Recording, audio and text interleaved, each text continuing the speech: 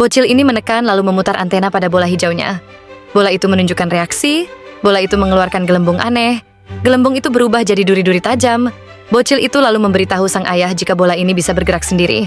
Tapi sang ayah tidak percaya. Lalu antena bola itu masuk ke dalam membuat sebuah pusaran, dan tiba-tiba ada yang keluar. Dari bola hijau itu, membuat bocil ini terkejut. Lalu bocil ini mengintip bola itu yang sudah ada di lemari. Dan betapa terkejutnya dia melihat bola itu bergerak-gerak sendiri.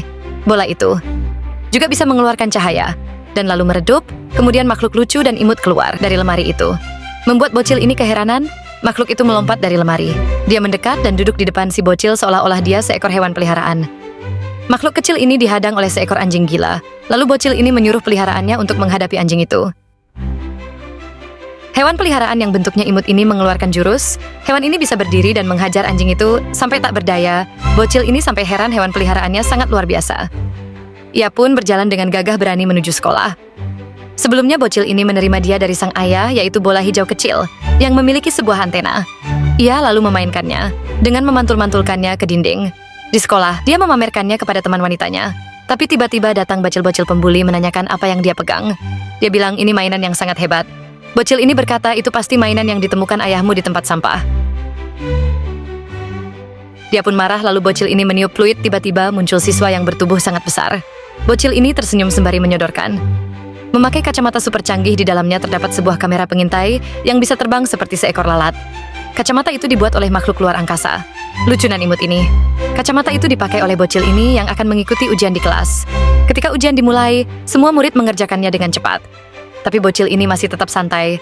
Dan saat itulah kacamata canggih ini bekerja dari dalam. Kacamata ini keluar, alat pengintai alat itu terbang ke tempat murid yang pintar. Alat itu mengunci sasarannya, yaitu jawaban ujian soal.